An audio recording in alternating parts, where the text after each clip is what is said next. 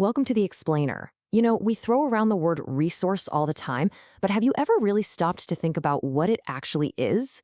Today, we're going to build a complete picture of our global economy literally from the ground up to understand the real challenges and, yes, the limits we're facing on this planet. Okay, so here's our roadmap. We're going to start with the very idea of what a resource is. Then we'll look at how we've been mining our planet for fuel and minerals. After that, we'll jump into the incredible story of agriculture, which leads us to a really tough topic, the paradox of having so much food, yet so much hunger. And finally, we're going to tackle the big one, the limits to growth and what the future might hold. All right, let's kick things off right at the beginning. What actually is a resource? I promise you the answer is a lot more interesting than it sounds.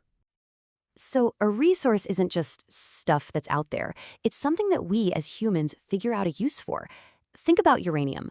For a country with nuclear power plants, it's an absolutely critical resource. But for a nation without that technology, it's basically just a really heavy, kind of useless rock. Its value isn't built in. It's all relative to what we know and what we need. And this quote just nails it. Resources are not, they become. Nothing in our environment is a resource until human ingenuity steps in and makes it one. There's actually a cool geographical concept for this called possibilism. The idea is that the environment just offers us a bunch of possibilities, a bunch of neutral stuff, and it's our actions, our brains, that transform that stuff into something valuable. So once we figured out how to create resources, well, the next step was pretty obvious, right? We began to systematically dig into the Earth's crust, first for minerals and then for the energy to power, well, everything. Now, where we find all these vital minerals isn't just random luck, it's all thanks to some super ancient geology. Basically, you can think of it like this. Millions and millions of years ago, the shifting of tectonic plates pushed all the good stuff, the metals, up to the surface in these huge formations. And this geological lottery means that no single country on Earth has everything it needs. This process created a global map of mineral wealth that honestly has shaped so much of human history.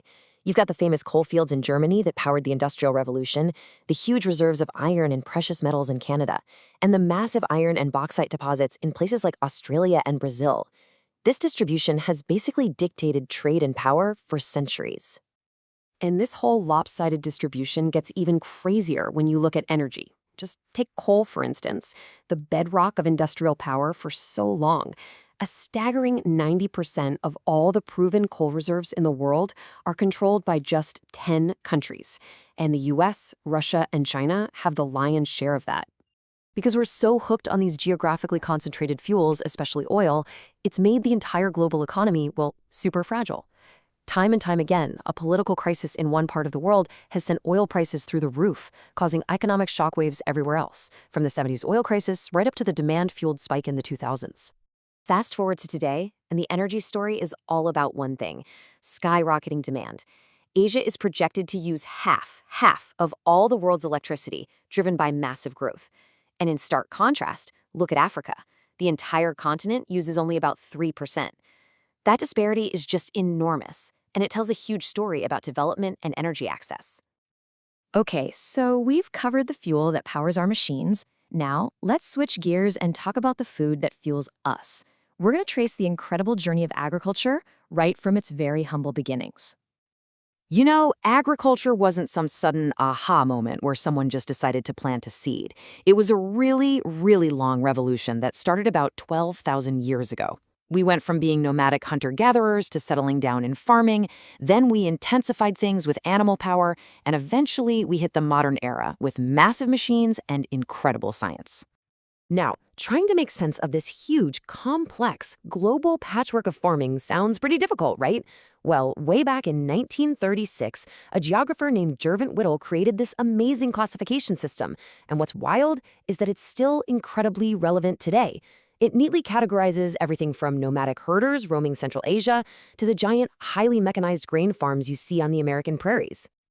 And all this incredible progress, this mastery over agriculture, it leads us to one of the most painful and, frankly, baffling contradictions of our time. We now produce more than enough food to feed every single person on this planet, and yet hundreds of millions of people still go hungry. How is that even possible? And here's the thing you have to understand. This isn't just about a lack of calories. It's about a lack of the right kind of nutrition. Malnutrition is this insidious problem that shows up in different ways. You have stunting, which can permanently affect a child's brain development, and wasting, which just wrecks their immune system. Each one of these has devastating, often lifelong consequences. To make this really hit home, let's look at India. India is an agricultural giant, a massive food producer, and yet it has the highest rate of child wasting in the entire world, 18.7%. Wasting is a medical term, but what it means is a child is dangerously, life-threateningly thin for their height, and that single number represents millions of children at risk. So why? How can this be happening? A huge piece of the puzzle is this number right here.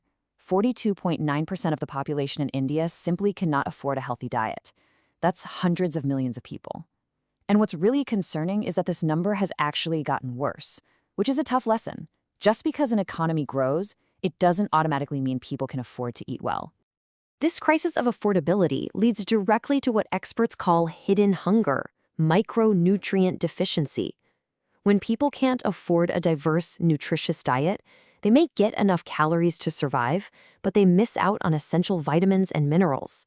And the result is staggering statistics like this one. Over half, 53.7% of all women in India between 15 and 49 suffer from anemia. That poses huge risks for both them and their children. So you start to pull back and look at this whole system we've built, and you have to ask the big question: how sustainable is all of this? Can we just keep growing and consuming forever? Well, back in 1972, a really groundbreaking and controversial study tried to answer that very question. So this group of scientists, they called themselves the Club of Rome. They teamed up with researchers at MIT and used what was then a supercomputer to model the future of the world. They tracked 5 key things that were all growing exponentially: population, industrial production, food, the ease of resources, and pollution. And what they found? Well, it sent shockwaves around the world. No matter how they ran the simulation, even when they got optimistic and pretended we had double the resources, or that we invented perfect pollution control, every single scenario ended in a collapse of the global system sometime in this century. The fundamental message was just inescapable. You cannot have infinite physical growth on a finite planet. The math just doesn't work. And this brings us to the sharpest, most tragic edge of this whole problem: famine. It's the ultimate failure of our global systems, and it has a lot to teach us about the future we're building. Here's the most heartbreaking thing about modern famines. They are almost never just natural disasters. They're almost always a deadly cocktail.